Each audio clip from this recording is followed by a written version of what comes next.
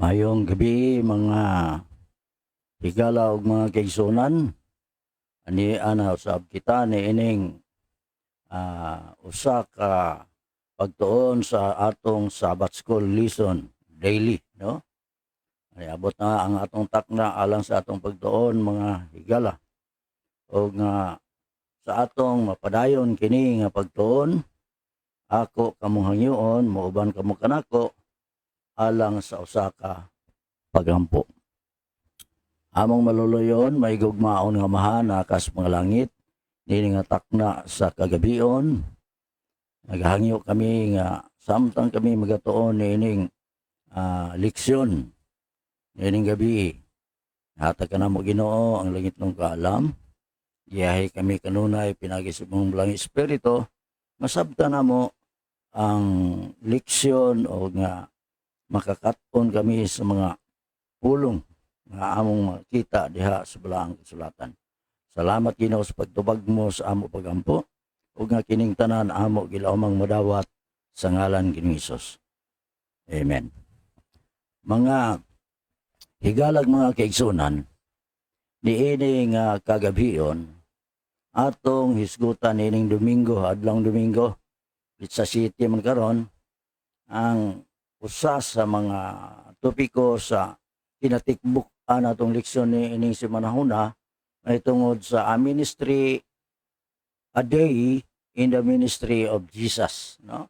Karon nga Domingo atong tun-an ang mahitungod sa usa sa mga topiko na importante kayo kana. Follow me, sumunod kamo, no? Follow me, sumunod kamo. Kanako mga kaigsunan, no? Ingon din sa atong leksyon, atong mabasa sa atong leksyon mga kaigsunan diha sa Marcos 1 ngadto sa gikan sa 16 ngadto sa 20 nga dunay mga tinun-an nga gitawag si Ginoong Hesus, no? Actually na moingon na lang kung tinun-an, pero ani anang panahon na dili pa sila mga tinun-an, no? Muna ang pangunta, who were the men Jesus called as disciples and what was their response? Unsay ilang tubag, kinsa ni mga tawhana nga gitawag ni Ginoong nga mahimong tinun-an ug unsay ilang tubag, no? Ang Marcos 1:16-20 ang sugilanon mao nga samtang si Ginoong Hesus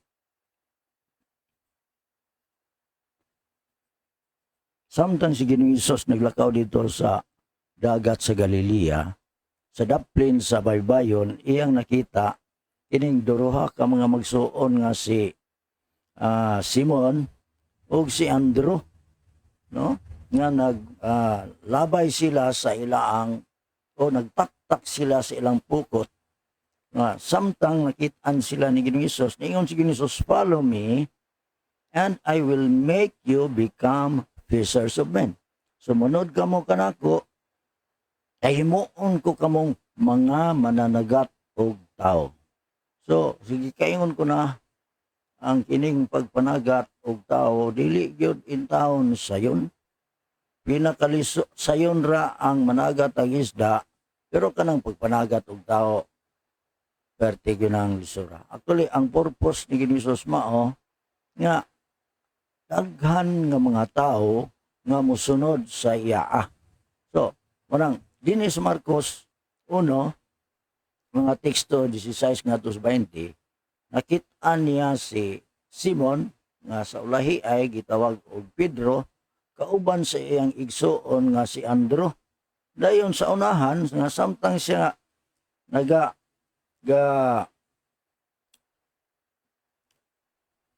kay ni diretso ra magsunod ning duruha, no? Walay pulo pangutana, no? Diretso ra pag-ingon ni Ginoong, follow me and I will make you become fishers of men. Diretso ra sila. Ang bersikulo 18, ningon they immediately left their nets and followed him.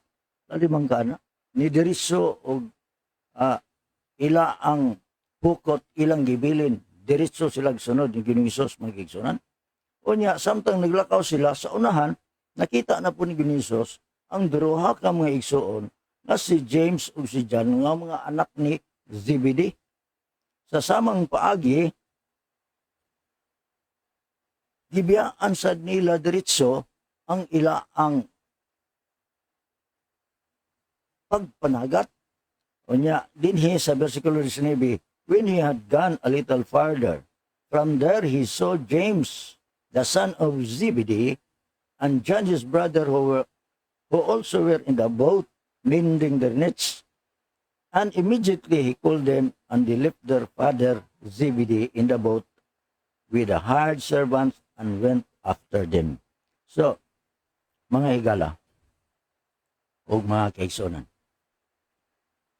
ato karon tan-awon kung nganong nidiretso sila og lakaw, no? Nisunod diretso ni Jesus unsay hinungdan o unsay mga rason ato karong masabtan niining atong pagtuon mga higala. Ang Mark 1 ingon dinhi sa ato ang pagtuon, wala kayo'y daghan nga mga pinulungan si Jesus nga na-record, no?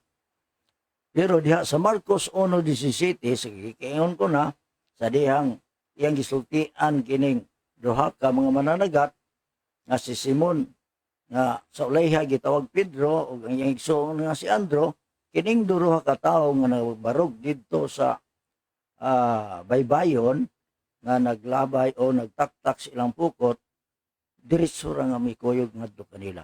So, kung imong imaginon, kining duha ka mga mananagat, mga ordinaryo gining mananagat, no? Kay naara man nagbarog diha sa daplin sa diha sa baybayon niya, ang ilang dala pukot ra gyud, no? Wala man gyud gisgutan din ha nga naa sila laing mga dala. Naa sila sa kayan. Manang makita mo og kanang managat bitaw sa baybay. Imong makita kasagaran labing menos na agyoy duha ka buok. Ang isa tuwa dito spikas tumoy sa pokot, ang isa tuwa dito spikot. Dayon, gikan dito sa babaw, ilan ang magtagbo na sila dito sa baybay, no? Mao nay kasagaran nga makita nato labi na gyud og mga tinghabagat, no? So, kung imong tan-awon, mga ordinaryo ra gyud kaayo nga mananagat, no? Ang Marcos 1:19 ug 20 nag-ingon din ha, James and John are in a boat, no? So, unya, kuyog sa ilang amahan o sa ilang mga ulipon. Meaning, nagsuggest kini nga arang-arangan kining duruha ka mga magsuon nga si James o si John. Lain gusto mo rin, mas hayahay kining duruha ka mga mananagat kaysa ni Simon o ni Andrew, no? So, kay maka hinumdum ko kani adto ang akong uyuan, naamay panagatan, gawas nga naa say bunsuran, naapod say kubkuban. So, mananagat tuod siya, pero arang-arang ang iya ang pagkamananagat. Samtang kami niadtong mga panahon na, kaya ko, nahimo kong busiro o kuwan ka nang itawag nila busiro sa kubkuban. So, tig-ambak record in taon ko sa dagat. So, kini mga ang akong status actually, mao nilang Pedro o ni Andrew. Samtang ang status sa akong uyuan, susama po ni James o ni John. Muna ilang status, no? Muna status. Ining duha ka set of brothers. Duha ka mga grupo sa mga managsuon sa laing pagkasulti. Mga higala. Yun din which suggests that they were better off financially. So, klaro na kayo nga mas arang-arang ang si James o si John kaysa ni Peter o ni Andrew. Apan ang maayong balita o ang Gospel of Mark, no? Ang Gospel of Mark kining nagpresenta sa duha ka magka lahi nga set sa mga magsuon, no? Ang aron ma-illustrate ang kalainan, mga igsoon. Si Ginoong Hesus nagtawag sa pagkatinunan, ingon dinhi alang ni adtong less ang ilang resources, sa lain pagsulti, ubos-ubos ang ilang kahimtang kaysa ni adtong isa ka grupo. So, kung imong tanaw na si Ginoong Hesus walay pagpihig sa pagpili sa iyang mga tinunan. Ubos-ubos man ang kahimtang sa isa ka igsoon o sa usa ka sama ni Pedro o ni Santiago, pero dili bot pasabot nga si Ginoong Hesus adunay pagpili. Although maayo ang kahimtang ni adtong duruha, no? Duruha ka mga igsoon, no? Na si John o si Andrew, no? So, ang pagtawag ni Ginoong Hesus ini mga tawa na hilabihan yun kay kasimple, direct, o nga, prophetic. Gitawag sila sa pagsunod kaniya nga mahimo silang mga tinunan, mga higala. Kon imong tan-awon dinhi pagayo, no? Siya nagtawag kanila sa pagsunod kaniya o mahimong iyang mga disipulo. No? Unya tan-awa og unsa ang ilang tubag sa iyang pagtawag. No? Nag-indicate kani gitan-aw ni og unsa ang ilaang respond o tubag sa iyang pagtawag. O nga ang ilaang respond siya na'y mahibalo nga mahatag og tahas niining mga tao nga nahimong mananagat og tao, mga higala. So, angay ba nato ning kanang murag sa laing pagkasulti hinuktukan, no? Angay natong hinuktukan kini nga bahin, no? Kon sa asa nga bahin nga kita mibiya og gisunod ni Ginoong Hesus. Nagkalain-lain man siguro ang ato ang pagsunod ni Ginoong Hesus, mga higala, no? Ako sa akong bahin actually ang usang ni sunod ko niya. Yan ang panahon nga nagakinahanglan gyud taon kay ko saya ang pag-ayo. No? So diha ang akong respond o nga ang pagsunod ni Ginoong Hesus dili gyud lalim og sayon. So ang gospel ug John kung imong tan-awon din ha sa maong hulagway ato na siya mabasa sa John 1:29 to 42 kining nga mga unsay hinungdan unsay rason nga nisunod sila kay kilidi ay upat ka mga tao nga mga ang duruha mga managsuon ang another two is managsuon ang set of followers nga hisgutan nga mga magsuon mga sumusunod di ay ni sila ni John the Baptist, no? So dinhi mo na mo makita nga sa walay kana bitang walay pagbalibad diretso silang misunod. Ano mabasa nimo sa John 1:29? Ilan naman ning nadunggan gud nga proclamation ni John the Baptist mao nang wala sila magduha-duha sa pagsunod ni Ginoong Hesus, mga higala. Yang 1:29 nag-ingon, the Lamb of God who takes away the sin of the world, no? Ang kordero sa Dios nga magakuha sa sala sa kalibutan. So ilang natagbo na si Ginoong Hesus, mga higala, dito sa Jordan River. O sa pagdawat ni Ginoong Hesus sa ministeryo, no?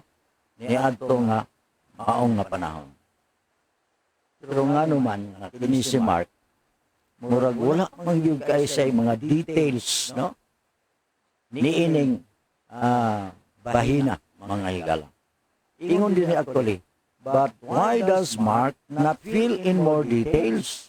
Likely it is to emphasize the power of Jesus. So ang rason di ay dinhi na wala kayo mga detalye kay gusto ni Mark ma-emphasize pag-ayo ang gahom ni Ginisos. Kaya si Ginisos nagatawag o niadtong mga willing kaayo nga mga mananagat sa pagtubag o ang ilang kinabuhi o ang kalibutan nga nianang panahon na dili na may sama pa. So, ang pasunod ni Ginisos actually mautrusad ang ato ang itinabuhi mga kaigsunan. No? So, sa pangutana din nga kita ra po'y magkatubag niini. What have you been called to give up in order to follow Jesus? No? Think about the implications of your answers, especially if you can't think of anything. So, kita nagkalain-lain atong tawag. Ako personally, lahi ang pagkatawag sa Ginoo sa ako. Sukwahi ang pagkatawag. Naay usa ka panahon nga murag hangyo gyud ko sa Ginoo, Ginoo. Kun hatagan pa ko nimo higayon. Nga murag akong tan-aw adtong panahon na tuling ani ni nahitabo ba. Ako actually bisyoso ko nga tao kaniadto. So, sana ka panahon murag nagkuyog sa grupo sa mga higala ngaon mi og butong. Og butong pag pamauli na natingala ko nga mura magi tugnaw man kayo murag action ko takig mga higala. Di uli ko sa balay. Pag uli na ko sa balay, hilanat naman dito. Natingala naman ko nga ang akong hilanat murag dili naman gid muluran. Dayon tagaan ko sa akong mama og tambal murag dili naman gid mo epekto. Dayon one time nga hantod ni abot gyud ang panahon nga murag sakit na kong ulo. Dayon one time nga iya kong gituuban sa iyang pagtuob sa kuha. Naulian ko, laag na po ko.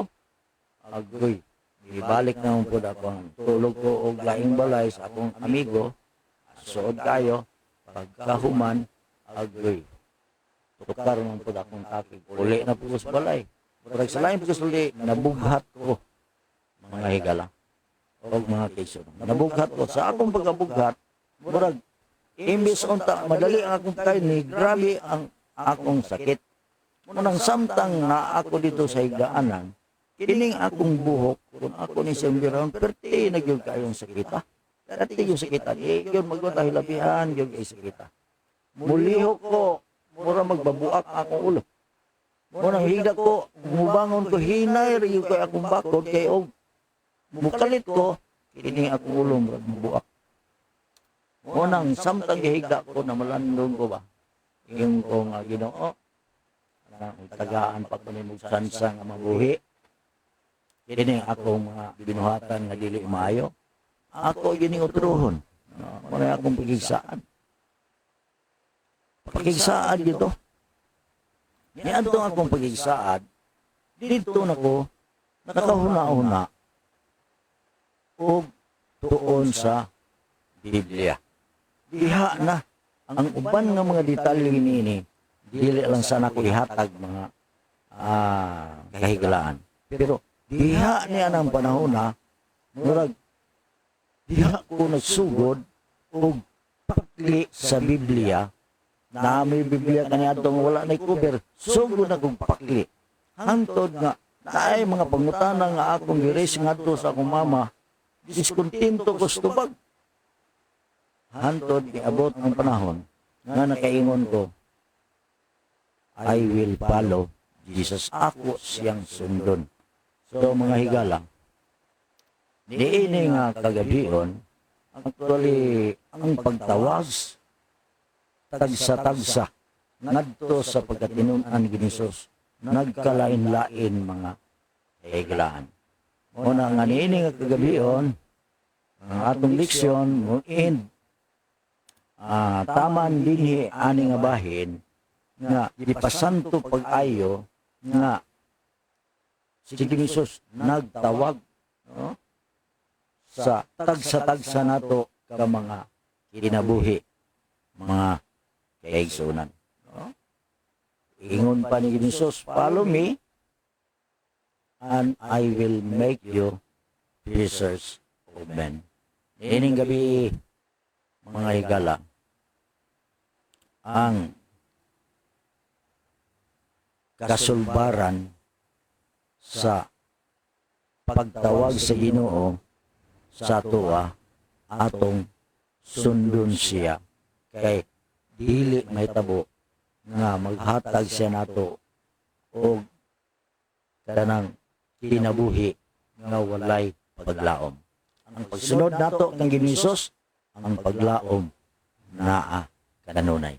So nining gabi mo'y buhi na kung paglaom, mga higala, nga atong sundon ang pagtawag ni Hesus sa tagsa-tagsa nato kakinabuhi. Magahimo kita sa pag-ampo niini nga gabi. Amo gamahanan, maluloy-on nga mahana atas mga langit, nagahangyo kami, nga kining among nakatunan, nining gabi sa pagsunod, kanimo Ginoo, among tubagon sa usa ka positibo nga tubag, nga kami mamahimong mananagat og mga tao. Nining kagabion, hatag ka namo Ginoo ang maayong panglawas, bani kami sa among pagpangatulog, ilikay kami gikan sa mga katalagman, ug pukawa kami ug mga adlaw sa lain sa mga adlaw sa mga bulahaton nga imong gihatag nga ni kanamo. Ginoo naghangyo usab kami. Doon na may mga nagbalatian kanamo nining nga kagabion, duawa sila ug ayuha sila gikan ni ining maong mga sakit.